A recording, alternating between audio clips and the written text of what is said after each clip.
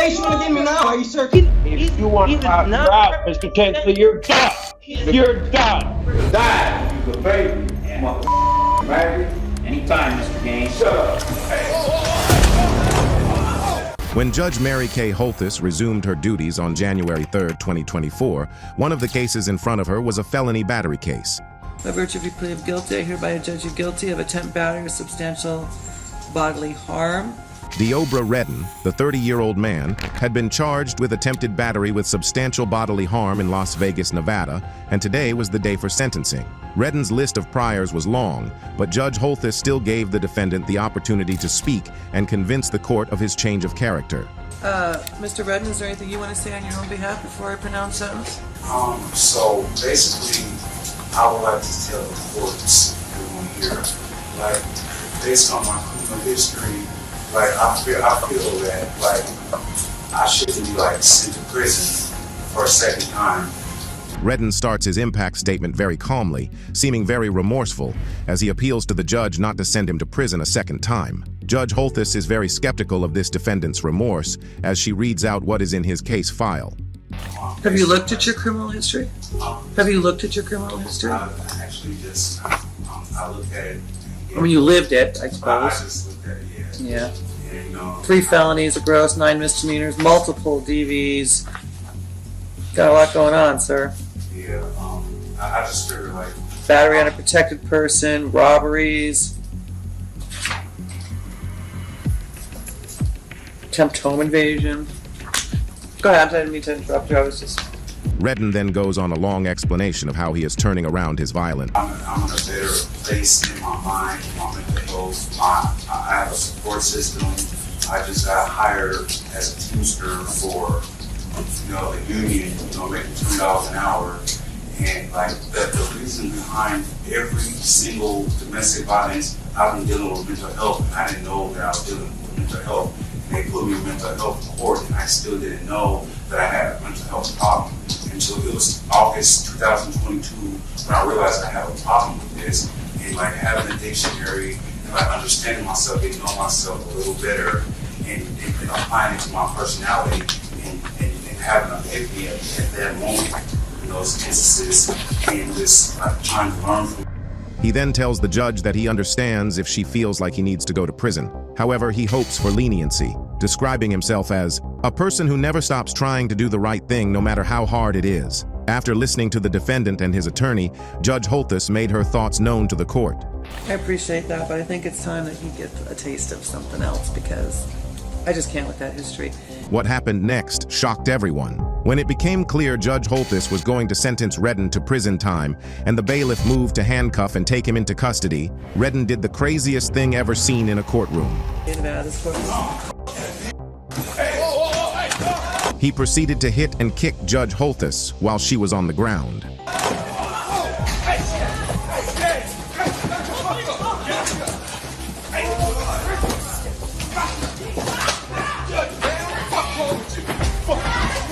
Redden's viciousness was on full display. Even when held back by court officials, he kept kicking the judge. When he was finally pulled off Judge Holthus, Redden turned his viciousness to the bailiff, pulling him away.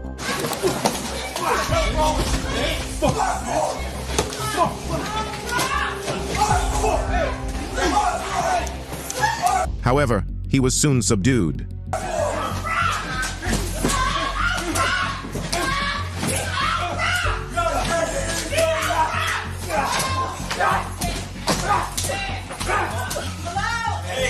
People quickly checked on Judge Holthus. She's right here. She's right here.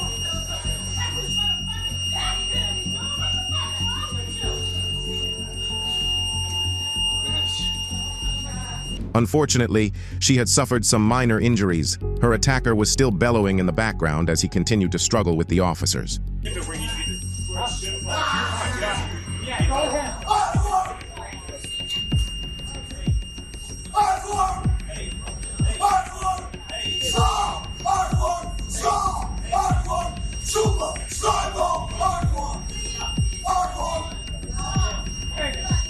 Judge Holthus's clerk had cuts on his hands. Bailiffs had one injury or the other. Even a marshal had a dislocated shoulder and a gash on his forehead. Judge Holthus herself was immediately ushered to safety. Thankfully, she was back to work the next day. Almost a week after the day of the attack, in a rare display of incredible courage, Judge Holthus completed the sentencing she was about to give for Redden's initial case. That is the sole purpose for today's hearing. Any other issues that may arise from the events that occurred last Wednesday will be handled at a future date by a different court. For purposes of the record, I want to make it clear that I am not changing or modifying the sentence I was in the process of imposing last week before I was interrupted by defendant's actions. I am making my calendar page from that day an exhibit for the court. As it existed, the moment I walked in, prior to anything happening, nothing's been changed, indicating the sentence I intended to impose. I'll go ahead and give it back for a moment. All right, that being said, in accordance with the laws of Nevada, this court does now sentence you, in addition to the $25 administrative assessment fee, $150 DNA. Judge Holthus sentenced Redden to 19 to 48 months for attempted battery, which was the charge that brought Redden to court in the first place. And for Redden to understand he messed with the wrong judge, he now faced 13 new charges thanks to his behavior in court, including extortion, coercion with force, and battery on protected persons, referring to the judge and the officers. He was jailed on $54,000 bail in connection with the attack. During a fresh trial looking into the attack, Judge Holthus took the stand to testify against her attacker. So walk us through what happens next from your end.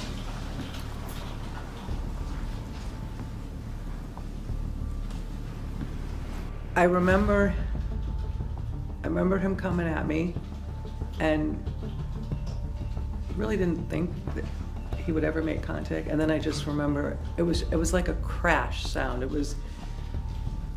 I just remember smashing into the wall. I went down, my glasses went up, I smashed into the wall. He was on me, and then I was being pulled down.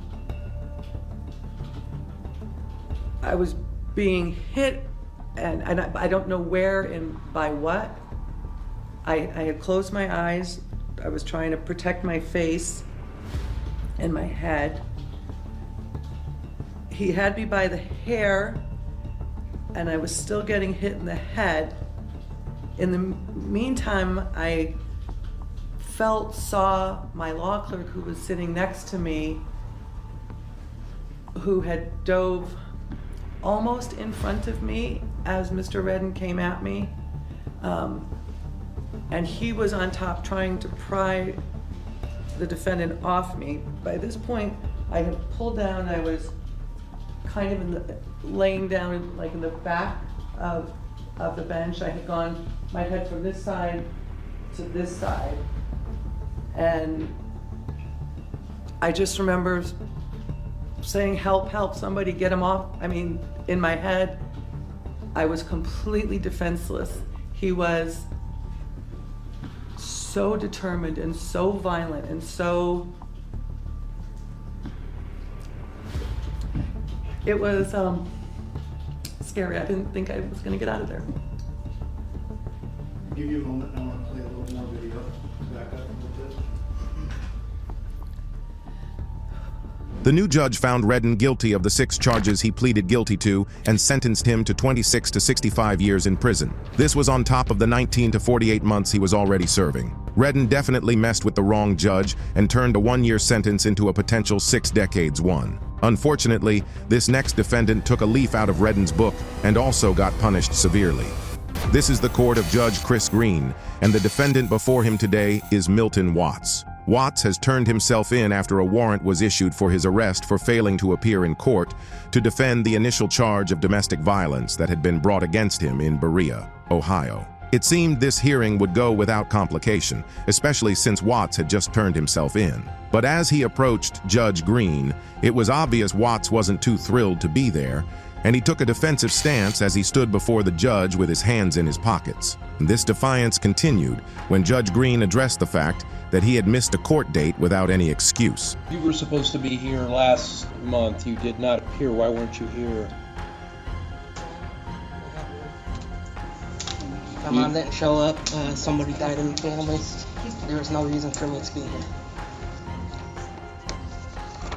Well, It's not an engraved invitation, son. It's a court order.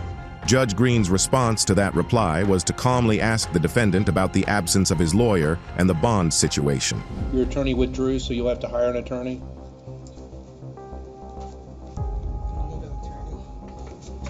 You're a lawyer? Nope. You want to talk to me about a bond with me? Despite the fact that it was obvious the judge was finding a way for them to move forward, Watts seemed to want trouble by all means. After Judge Green mentions the bond, Watts says something to him, and it all goes downhill from there. That's going to cost you 30 days in the county jail for contempt. Cuff him, if you got the cuffs. Hold on, it's $5,000 cash surety bond, temporary, subject to the temporary protection order. One surprising aspect of the scene was the nonchalance of the defendant's family members. They didn't move a muscle. Clearly, this wasn't the first time Watts would mess up big time. Still, Judge Green explained what had happened.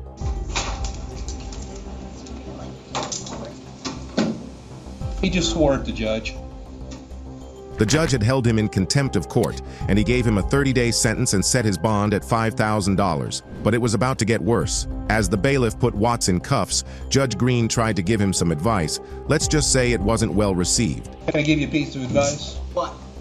You can either make life easy or you can make life hard. That's 60. The 30-day sentence was now 60. You would expect Watts to have gotten the gist by now. You want to go for 90? Fuck it. That's 90 more. Fuck it, fuck it, fuck it, fuck it, fuck it! That's 180. Fuck it! That's 360. Fucking I'm working at McDonald's. Now I gotta fucking come here and fuck my life up. Fuck you! Melvin, stop! How many days you wanna give me now? Are you sir counting, bitch? Yeah, I'm at about a year right now in contempt. For every outburst, Judge Green added another 30 days to the sentence for contempt. Watts' mother even claimed he had some sort of mental issue to get Judge Green to show leniency. Neither Judge Green nor Watts was having it. So he's got mental problems. He's not on medication. I don't care. I don't give a fuck you. No, stop. Fuck everybody. Fuck you. Melvin, Fuck the power. Good. Fuck the power. Good. Suck the fucking saggy dick, fucking bitch. Obviously, someone expected this to happen because amidst the chaos, the male member of the Watts family present remained completely unbothered. Can't blame him when even the defendant's mother failed to calm him down. Stupid. Melvin, stop. Stop it. You're not even getting in trouble. Fuck this dude. Melvin, listen. You're going Who the fuck is he telling me fucking anything? Stop. Just let him do whatever he wants to do. Melvin. You don't want to listen.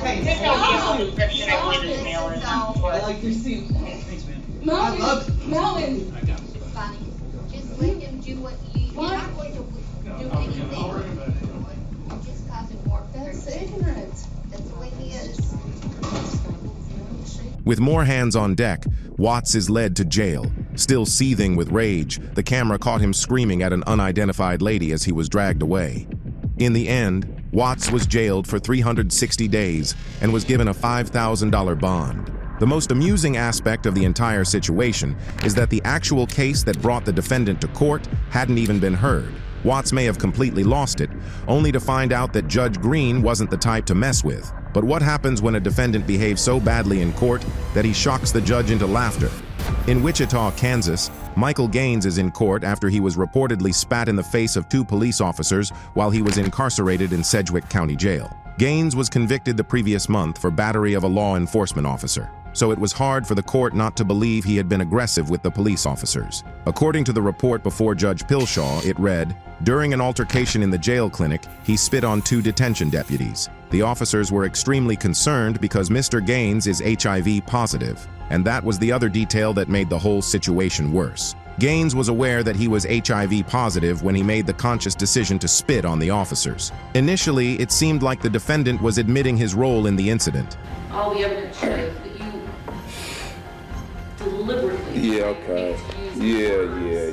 I know the words were that you. That was, until the judge made a claim Gaines felt wasn't right. That you deliberately were hawking up. Bullshit. I didn't hawk up no saliva, okay?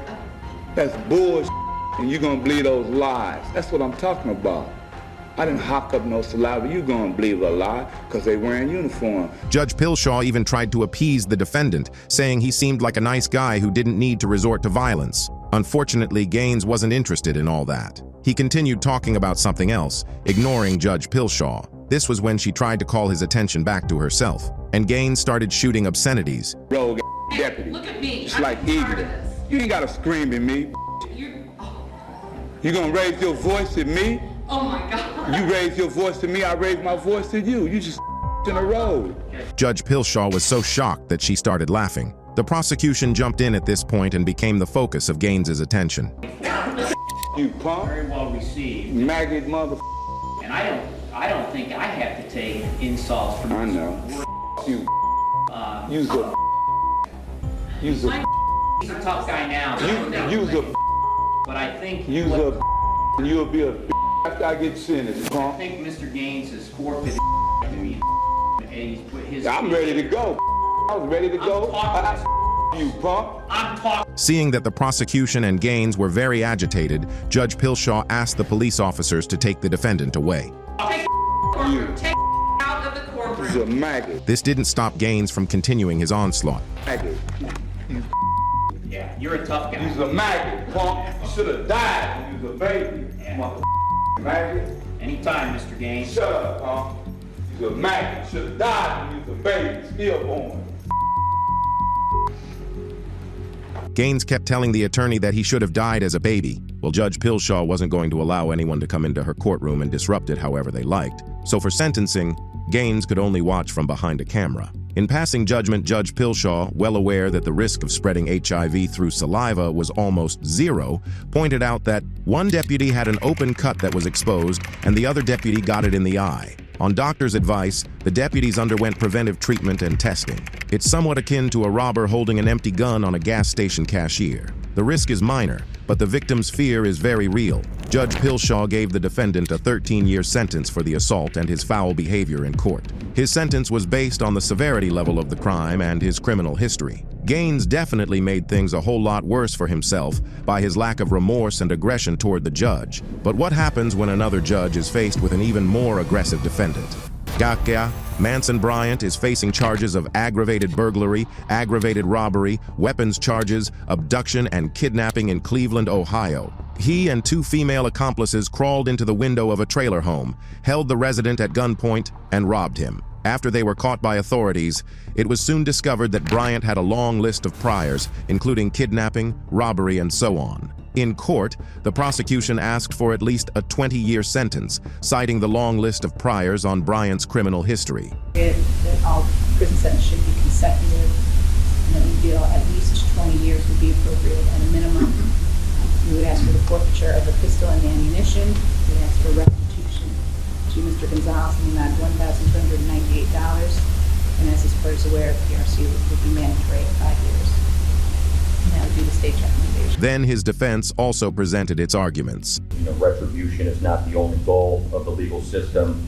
Rehabilitation does carry equal weight, and a sentence that would essentially prohibit Mr. Bryant from being afforded any meaningful opportunity to redeem himself and live a law-abiding life would not be in line with the purposes and principles of sentencing. We are asking this court to consider a 10-year aggregate sentence.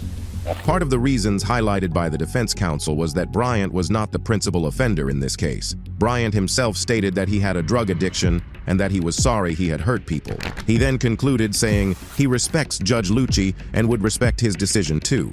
After the jury deliberation, a 30-year sentence was decided as appropriate for a repeat offender like Bryant. But Judge Lucci decided to lower the sentence. For a total of 22 years, the court determines that you have or will have. From the look on Bryant's face, it was clear this wasn't the news he wanted to hear, and he quickly forgot about the respect he was talking about earlier. Fuck! Nigga, 22 fucking years! Racist ass bitch! You ain't shit! Nigga, James Sturgeon, Lisa Sturgeon told me about that bullshit. Actually, you know what? Bitch. Remember when? Then Judge Lucci decided to teach Bryant an even harder lesson about disrespecting his courtroom. Said that you had or something more. You never gave me probation. Wait a minute. You never gave me a chance. when I said that you had a certain amount of remorse. I was mistaken. The court determines that maximum imprisonment is needed, so it's 11 years on count 1 and 11 years on count 3. You racist bitch! You ain't shit! Manson, calm down, bro. Let me out the courtroom, man! Take him out. Hey, just take him out. Just take him out. Get out of here. You racist! That shit bullshit! You racist as fuck! Hey, take him out, please. Hey, take him out for me. I love you, bro. I love you, man. Don't worry. I love you, Chad. So it's 28 years with credit for 231 days. I don't want to hear it, man. Let me out. Let's go. Let me out. Hold on. I don't want to hear it. Let go. Let me out. Let him go. Let me out. Let's take him out. Let me out, man. I swear to God, turn up in this bitch. Does counsel waive the client's presence for the remainder of the advisements I have to give? Yes, Your Honor. All right, you can take them. You are a gangster. Hey, thank you, Danny. I love you. Thank you, sir. So Judge Lucci added an additional 6 years for what he deemed a lack of remorse. Bryant's wild romance with crime eventually resulted in a lengthy prison sentence, and his disrespect only made it longer. This next defendant has a similar history with crime, and shockingly, also chose the wrong judge to mess with. Here in Ann Arbor, Michigan, defendant Carl Tinsley appears before the Honorable J. Cedric Simpson. Tinsley is in court with his attorney, Mr. Johnson, for a status conference with Judge Simpson. This is basically a pretrial hearing where the judge reviews case progress, hears updates, and sets future dates. The conference is primarily designed to ensure that a case moves forward as smoothly as possible. This hearing started with the attorney asking for the matter to be set for jury trial, and Judge Simpson granted the request almost immediately. Jury Final Settlement Conference, June 6, 2025, 9 a.m. Jury selection, if necessary, June 9th, 2025 at 8:30. Both of those proceedings are in person. However, despite the fact that the proceedings started smoothly, it soon started brewing mayhem when the defendant, Mr. Tinsley, requested permission to speak. Your Honor, if I may, so Mr. Johnson and I have a fundamental difference in defense strategy. There's no point in us moving forward together on this case. Mr. Johnson is representing me in circuit court. I've submitted a motion to have Mr. Johnson removed his counsel in that case. Why? Excuse me? Why? Why? Because Mr. Johnson is totally uninterested in this case, in that case, in this case as well. This claim by Mr. Tinsley against his own attorney and his desire to have him removed took everyone by surprise, including Judge Simpson. The attorney, Mr. Johnson, clearly knew it was coming, judging from his lack of reaction. However, Judge Simpson wasn't having it, and this was when the court got a second surprise. In that case, in this case Mr. Tinsley, you've been before me before. This wasn't the defendant's first time in court or before Judge Simpson, who was also well aware of Mr. Tinsley's lengthy rap sheet, which dated back at least to 2009 based on public records. With that in mind, Judge Simpson wasn't ready to believe everything Tinsley was saying. No, I don't believe you. You coming before telling me that about this attorney? I don't believe it for 1 minute. Not 1 minute. Then the honorable judge proceeds to defend Mr. Johnson. I'm just going to tell you this. Okay. I haven't known Mr. Johnson necessarily all that long. The judge then shared his thoughts on what he believed had happened. I think, because you've been before, is that you're probably not listening to him. He is advising you. I can guarantee he's protecting every right you have. And you'd be absolutely to the wrong. fullest. After Tinsley interrupts Judge Simpson to let him know he is not correct in his assumption, he tells his own side of the story. I have not seen, this gentleman has told me he's going to show up to see me countless times at the county jail. He has not. I've been waiting over 2 years for discovery in another case at all. This gentleman doesn't answer his phone. You're making these assertions without having personal experience. At this point, Judge Simpson had had enough and lets Tinsley know he is done. Experience. I'm done. I'm done. If you want to file a tool for defense. If you want to file, Mr. Tinsley, you're done. You're done. You are done. It wasn't until the bailiff dragged an unruly Tinsley away that his attorney eventually explained what had really happened. Yeah, I think I need to respond to the 2-year comment. Mr. Tinsley does have a matter that's been pending for 2 years. I'm the 4th attorney on that matter. I have only been representing him since April. When I go to speak to him, he doesn't want to talk about what I want to talk about, Giannis. I just want to clear that up for the record. And Mr. Johnson, I meant my words sincerely. I've dealt with Mr. Tinsley before. This is a game he plays. So I'm done. All right. You're still on this case, regrettably, but you're still on it. All right. Clearly, having dealt with Tinsley and other defendants like him, Judge Simpson knows their clever plans and how to nip them in the bud. However, this next judge was way harsher on a disrespectful defendant. In court, Judge Olu Stevens is presented with the case of defendant Adam Satterly, who is there as a result of drug charges in Louisville, Kentucky. With such a charge, people tend to be on their best behavior. But after Satterly's bond on drug charges was revoked by Judge Stevens, the defendant thought there was no better time to show the court how much of a racist he was. Once you get it, then we'll, get it. Thanks. Thank you, Your Honor. Judge Stevens wasn't going to just ignore that, so he called the defendant back to confirm what he thought he heard. Is there something that you wish to say to me? No, it's my brother. Oh, is that your brother? Yes, Because I sir. heard you say a racial epithet. No, I didn't mean it like that. Oh, you didn't mean it like that? Satterly certainly didn't expect Judge Stevens to react, and since the whole event was captured on court camera, his lies weren't going to save him. Well, I'll tell you what, I'm going to hold you in contempt of court for having said that. And you don't speak those words in here. Yes, and sir. that word particularly, Yes, you sir. don't use that word. I'm going to give you 60 days for having used that word. Hold you in contempt right now for having done it in this courtroom. It's disrespectful. Don't ever do it again. Thank you, Sheriff. This is, thank you, Ms. Ellen. Madam Clerk, if you'll note that.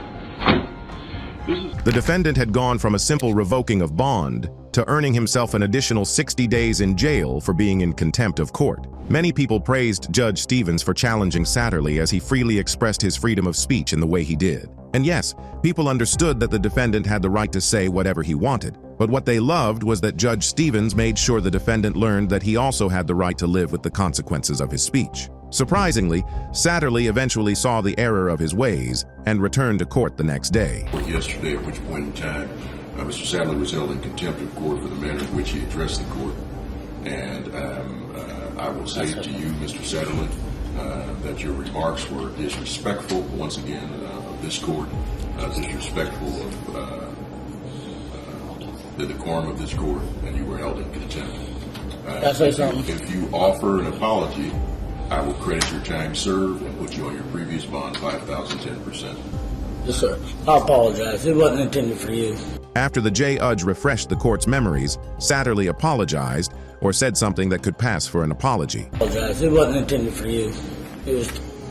I was mad at my brother, is all it was. All right. Well, you can have a seat. I'll say this, that what you said was a racial epithet that I don't know how it could be directed at your brother, but at any rate, I accept your apology.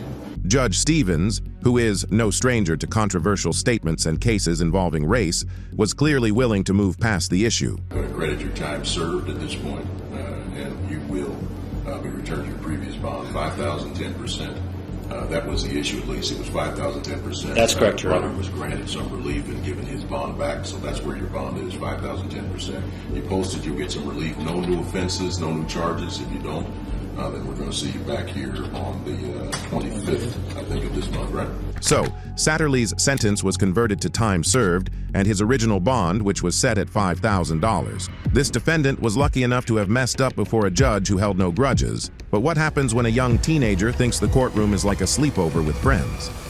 Like in the case of 18-year-old Penelope Soto, who had been arrested for illegal possession of Xanax and was now in the Miami-Dade circuit for the hearing. An off-screen court official questioned Soto about her job. Ms. Soto, are you working? Yes. How much money are you making a week, approximately? Approximately about $200 a week. Okay, and do you own any property of value? A house, a car, a bank account, significant amounts of jewelry? Yes. What do you own? I own a lot of jewelry, all right, as well as Go ahead. a car. From Judge Rodriguez Chomat's face, it was obvious he was unsatisfied with one of Soto's answers. So, he picked up the questioning himself to get more clarity. How much would you say your jewelry is worth? Soto's reaction to the question showed everyone just how clueless she was about court proceedings, having never been in a court in her life. She really laughed at a judge's question. Clearly, to her, this was just a huge comedy show, and Judge Rodriguez Chomat was the headliner. Even after Judge Rodriguez Chomat tried to make the teenager understand the seriousness of her situation, Soto was still laughing. You know, we are not in a club now. Okay, but it's, you know, Well, kind you of, see, you know, we but are not in a club. Be serious about it. I'm serious about Oh, it. you're You being just very. made me I can laugh. see you're serious, all right. You just made me laugh. I apologize. It's all right. After her apology, the honorable judge repeated the same question he wanted an answer to, and Soto's answer sent the courtroom into hysterics. How much is your jewelry worth? It's worth a lot of money. Like what? Like Rick Ross. Huh? It's worth. Since Judge Rodriguez Chomat had no idea who Rick Ross is, it wasn't a surprise that he thought the defendant was on drugs. Ma'am? Money. Have you had any kind of drugs in the last 24 hours? Actually, no. Actually, no. Unknown to Soto, she was about to get handsomely rewarded for her cluelessness in court. I'll make it easy for the court, respectfully. I'll accept appointment at this time. No, I'm going to appoint you because you own a lot of substantial amounts of jewelry. You can go and sell your jewelry for a private attorney. After Judge Rodriguez Chomat refused the defendant a state-appointed attorney, he revealed his next ruling. Attorney, what is the standard bond? It should be, Ain't going to be no PTS. okay, 5,000 on count one, and then the rest should be ROR. Soto was going to have to use her own money to get a private attorney and was still being held under a $5,000 bond. However, it wasn't over. Looking up, Judge Rodriguez Chomat was surprised to see Soto still standing before him, so he quickly dismissed her. To his complete shock, Soto playfully replied, "Adios." Bye-bye. Adios. Come back, ma'am. Come back. You would think she was saying goodbye to the host of a pool party. Judge Rodriguez Chomat quickly reclaimed his composure and demanded that Soto be returned to the stand immediately. What happened next was pure comedy. Come back, ma'am. Come back. Come back. Give me the paper again. Count one will be 10,000. Are you serious? I am serious. Adios.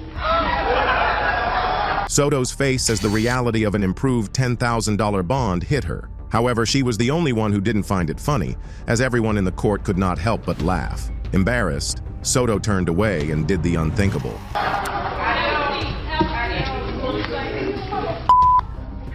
Unfortunately for her, she left the hand in the air for too long, and the judge saw it. Judge Rodriguez Chomat called the defendant back a second time and decided to teach her an unforgettable lesson.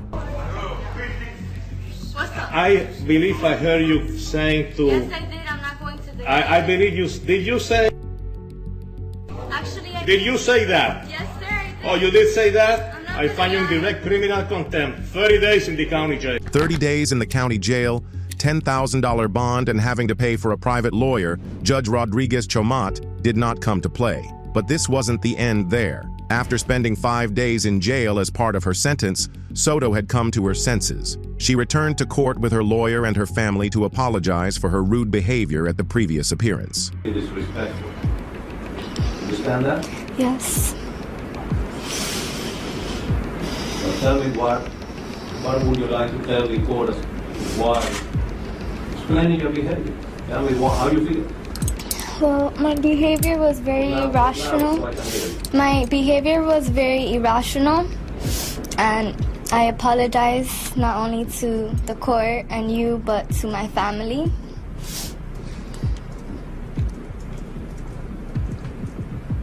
Don't cry. Just don't. Don't cry. I'm not a monster. I know I make you laugh, but it's all right. Don't cry. I'm not a monster. Go ahead, tell me. And I normally don't act like that. So, Let me ask you a third question. Did you use Xanax? Did you take any Xanax Sunday? yes, I did. How many? 2. 2? Ms. Soto, I hope that you have. Admitting that her drug use influenced her behavior that fateful day, the honorable judge gave her some life lessons. Then Judge Rodriguez Chomat dropped Soto's contempt of court charge and ended her 30-day jail term. A Judge Rodriguez Chomat showed Soto he was the wrong judge to mess with, but was still kind enough to be merciful when he saw her remorse. The next judge, however, practically took the council back to high school. This is Judge Elizabeth Scherer addressing the defense team for Nicholas Cruz, the Parkland High School shooter. For the backstory before this hearing on February 14, 2018, Cruz opened fire on students and staff at Marjorie Stoneman Douglas High School, killing 17 people and injuring 17 more. Was Jacob Cruz? Yes, ma'am. Okay, sir. You are charged with 17 counts of premeditated murder. I have something very important to tell you. You're charged with some very serious crimes. You have the right to remain silent. If you give up that right at any time during this hearing, whatever you say can and will be used against you in the prosecution of this case. Cruz was a former student of the school, and his reason for the attack was that nobody loved him. Moving to trial, emotions running high, was expected given the nature of the crime, but no one thought it would involve the judge and attorneys. It did. During the sentencing hearing for Cruz, Judge Scherer asked the defense to provide some information, but they couldn't. So are you going to be questioning the witness? No, ma'am, but I understand what you're saying. Oh, why are you standing there? To help me because okay, who's questioning this witness? Hello? Which witness? Your next witness. These don't have anything to do with it. Yeah, we're just entering them. These are just records. We're just doing it now. So is it a secret who's going to be questioning your next witness? Because I'm going to find out in like 3 minutes. Who was doing it? The records don't relate, but if we call the witness, it will be me. I'm assuming you're talking about that. Who is your next witness and when are they being called and which attorney is going to question them? Let me be clear if I wasn't before. Because if these don't have anything to do with your next witness, then why are we having the jury wait outside right now? Just because we were trying to move everything in because in terms of timing, we do it now. In terms of timing, it would be much better to do it during the lunch break when the jury needs longer than you all. So we'll go ahead and pass on this. Let's bring the jury in, please. Your Honor? Yes? At this time, the defense rests, other than putting in our records. We're not playing chess. I mean, will you please take the jury back in? Thank you. All right, go ahead and bring your records. Frustrated, she turns to an unprepared prosecution. Let me just stop. State, are you going to have anything ready for today? No. We're waiting for 40 more witnesses. I just want to say this is the most uncalled for, unprofessional way to try a case. You all knew about this, and even if you didn't make your decision till this morning, to have 22 people plus all of this staff and every attorney march into court, be waiting as if it's some kind of game. Now I have to send them home. The state's not ready. They're not going to have a witness ready. We have another day wasted. I honestly, I have never experienced a level of unprofessionalism in my career. It's unbelievable. After Judge Scherer's outburst, the defense counsel felt insulted and tried to place the blame at the judge's feet. If we had any pretrial matters, you asked us to be here at 9:15. We were here at 9:15 to discuss pretrial matters.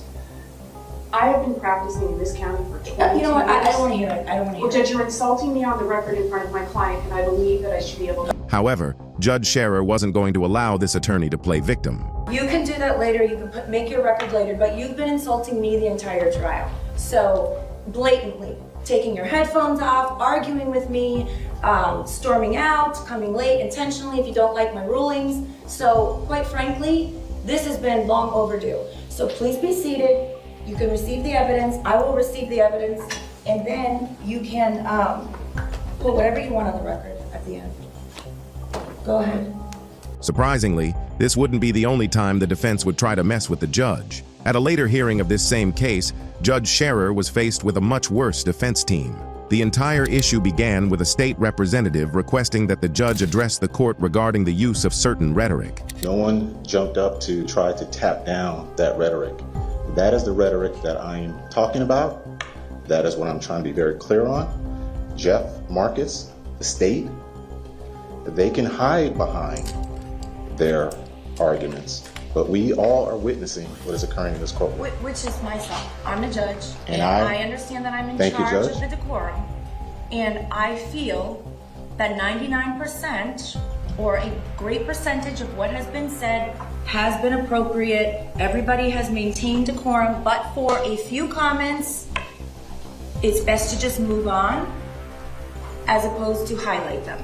Judge Scherer clearly wanted the court to ignore those inconsequential parts of the proceeding. However, the prosecution quickly pointed out that they disagreed with what the previous individual said, since it was now on record. The only thing the state has said to any of these witnesses when they get up is, would they like to say something on behalf of the victim they're representing? There's been no encouraging or inciting, as Mr. Weeks has put on this record. That is a blatant falsehood and a recreation of the record. As far as no objections being made, it's the defense that could have objected. It's not the state's duty to object to their own witnesses when they're testifying. Okay. But all hell was let loose when the defense started to comment on the matter. Fine. Okay. Listen, I've already heard. If you have anything else to say, you can put it in writing at a later time. I've heard from both sides more than once. That's going to be it. I've made my decision. Like I said, 99% of what's been testified to has been appropriate. I do not want to highlight the few things that were said that were perhaps not appropriate, and let's move on. If Judge Scherer hoped that would put an end to the issue, it didn't. The defense claimed that they had additional comments that hadn't been talked about, and even though Judge Scherer didn't want to be pulled back into that discussion, she allowed the defense to raise their point. Okay, but what you are doing right now is highlighting something and making more of a spectacle. So if your office in general does not want to facilitate or incite violence, then we need to just sit down and move on.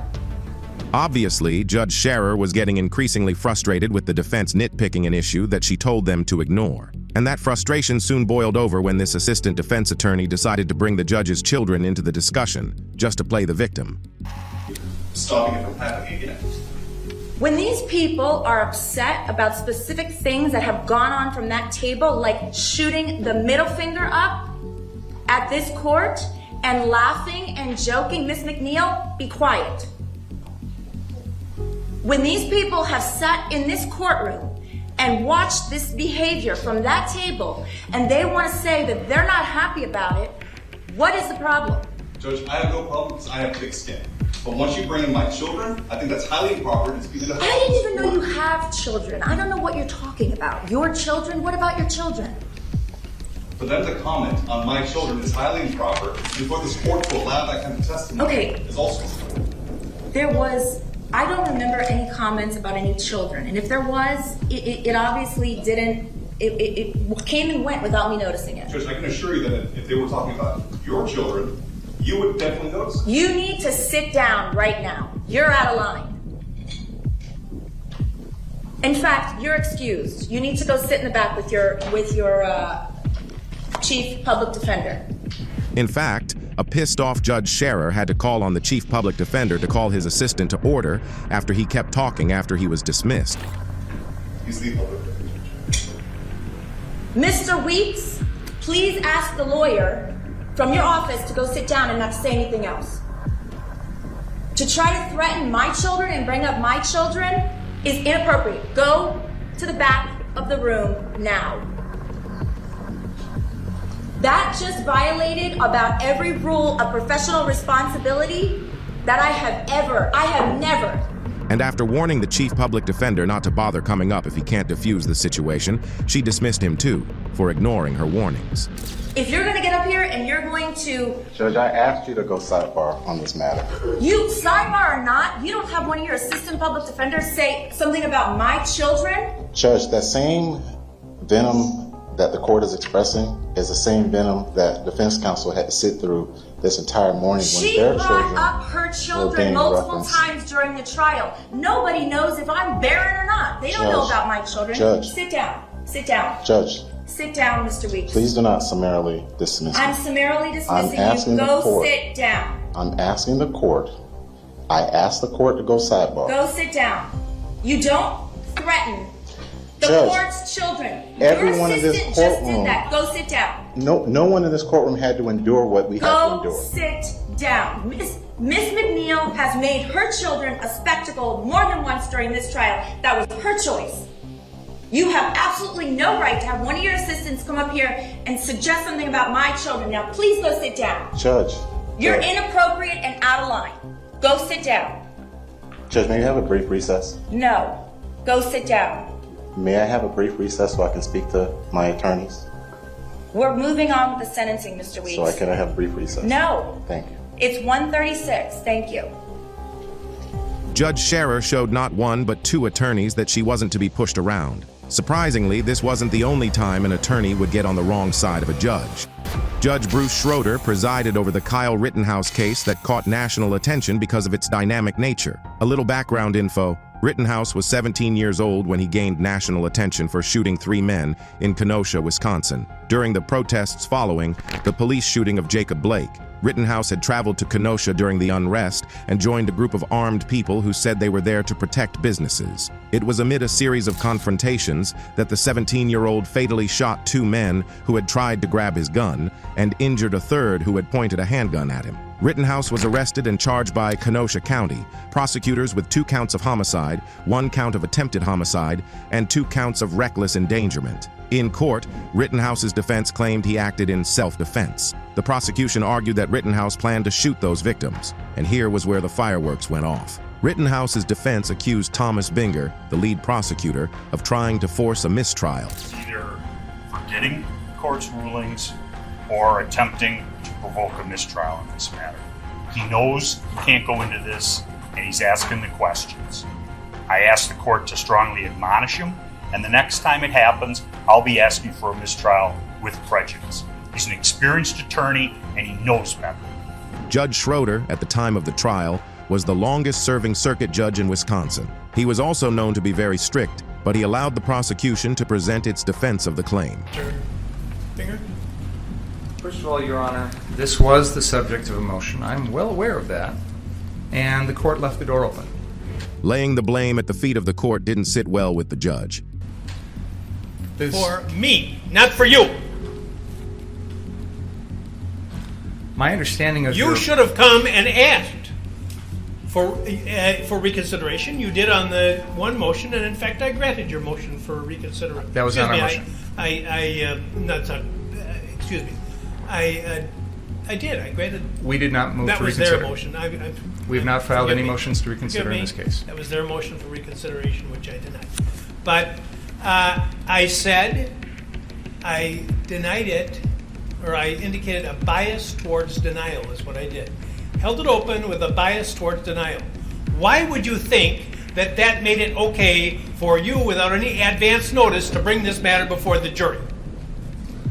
I was astonished when you began your examination by commenting on the defendant's post-arrest silence.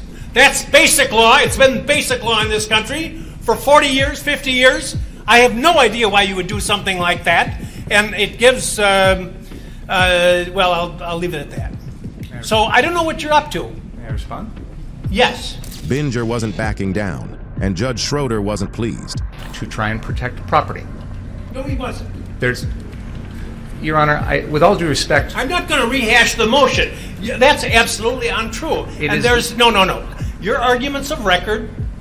My comments are of record, and why I ruled as I did is of record. There's nothing that I heard in this trial to suggest that anything's changed. Even if you're correct in your assumption that you know more than I did at the time, you should have come to the court and say, I want to go into this. Why you would think that you could go into it without any advance notice to the court, I don't understand that. And as the defense is pointing out, you're an experienced trial lawyer, and this should not have been gone into. As Binger continued to make an argument to support his point, the reaction from the defense attorneys indicated that the prosecution might be going too far. He knows if you're going to go into something that's been excluded in a pretrial order, you better ask the court, you better get permission. This is ridiculous. Judge Schroeder continued and ended his public scolding of Binger with this. I said you were over the line and close to or over the line on commenting on the defendant's pretrial silence, which is a well-known rule. I'm astonished that would have been an issue. So I don't want to have another issue as long as this case continues. Is that clear? It is. Thank you. Kyle Rittenhouse was later acquitted in November 2021, with the jury unanimously agreeing that he acted in self-defense. Mr. Binger might have taken a public flogging by going head-to-head with Judge Schroeder, but this next case definitely teaches defendants to never threaten a judge. Judge Matt Foxman of Volusia County is dealing with the case of a 36-year-old Alan McCarty Jr., who is charged with 2 counts of corruption by threat against a public official and 2 counts of threats or extortion. The defendant, McCarty, from Daytona Beach, was arrested after he reportedly threatened to kill Circuit Judge Stasia Warren of Milton in Santa Rosa County. Communications, Warhurst. Yeah, I want to report a crime that's about to happen. What do you mean a crime that's about to happen? Yeah, there's about to be a crime that's going to happen if my kids don't come back to me, you stupid bitch. Because your stupid judges don't want to bring people to courtrooms. I got a gun pointed at your building. Sir, what is going on? Who the you calling sir, you stupid bitch? Where's your Judge Warren at? You gonna bring that bitch out in handcuffs and I'm gonna execute that son of a bitch right in the street. I'm letting you know I'm gonna shoot this bitch. You gonna give me my kids. Where are you at, sir? I just told you I'm outside of her building waiting for her to get there in the morning. I'm gonna pop a cap in that bitch. You stupid. His reason for wanting to kill her is just as he mentioned in that call. He blames the judge for taking his kids away from him after she ruled against him in his custody case. In court, before Judge Foxman, McCarty was not exactly painting the portrait of a remorseful man. Initially, McCarty seemed calm in his first appearance in court as he pleaded not guilty to the charges that had been leveled against him. However, as the trial began, McCarty completely lost his composure, continuously interrupting the entire process until Judge Foxman issued a warning to silence him. I'm going to tell you to be quiet, and you need to be quiet. There's not going to be a second time. If there's a second time, I'm going to duct tape you. I'm going to tell you, you just threatened my life, duct tape me. Did everybody just hear that? You just threatened to duct tape me? Really? In the courtroom, a judge just threatened to duct tape me. No, I said You just said on record you're going to duct tape me. Hey, what you want to do is put that on the news. But like I said, y'all ain't going to sit here and if you can put it on record, y'all can hide the stuff if you want. You just said you was going to duct tape me. No. No, you did say you was going to duct tape. Let's play the record back. Because Judge Foxman's warning had involved duct taping, McCarty clung to it, claiming that the judge had threatened his life. And the defendant kept talking about the duct tape, thinking he could use it to his advantage. That was until Judge Foxman burst his bubble. About this. Let's talk about the record. I said I'm going to warn you once. No, you said duct tape. Yes, warn you once. You said duct tape. Yes. That's So what's you're gonna happen after admitting. the warning. If McCarty thought this judge was the type he could manipulate to his advantage, he was soon to realize he had made a huge error in his calculations. The duct tape. Yeah. You want to know why? Because I want to protect your rights. Because my other option is to put you in another room. But then you can't communicate with your attorney even in writing. And I don't like that. So I'd rather duct tape. Duct tape is legal. After hearing Judge Foxman's explanation, McCarty decided to do this. Be removed from this room. The judge threatened my life. I am scared. I want to be removed. If you don't want. I would like to be removed from this room. The judge threatened my life and I want to press charges. You have a constitution. I have a constitutional right to press charges and you threatened my life. I want to be removed from this room. You threatened my life. I want to be removed. I am in fear of you. I am in fear of you right now and I want to be removed. See it. I want to be removed. Thank you. See you on Thursday for your trial. Having seemingly gotten what he wanted, McCarty could help but gloat. Bring the dress. It looks sweet. On his return to court, the defendant was still the same terrible self, even making insulting gestures at Judge Foxman. He didn't stop there. My daddy owns the building and I look like a fucking idiot, huh? Brought your dress today, you little fucking prick. You wanna fucking take my kids from me and act like that? Fuck you and that fucking bitch! After Judge Foxman had him taken to an adjoining room where he could hear the proceedings, McCarty kept on with his disruption plans. Before Mr. McCarty has chosen to voluntarily absent himself as opposed to doing other. Sorry, we gotta deal with it first. I've chosen that room as opposed to duct taping. He can watch and hear what we're doing, and I'm gonna allow him to confer with his attorney at the critical moments. But he's chosen to absent himself from the courtroom, just so you know. I've talked to him, if that's what you want to call a conversation, thus far. But you are not to perceive anything negative about that. He has a voluntary right to be here, which he's been given. And he has a voluntary right not to be here. Judge Foxman wasn't in the mood to allow a defendant to disrupt his entire schedule, so he started the trial, and the jury found the defendant guilty on 2 counts of corruption by threat against a public official and 2 counts of threats or extortion, earning 20 years in prison. It was obvious McCarty couldn't convince any judge to overlook his charge, certainly not with that attitude in court.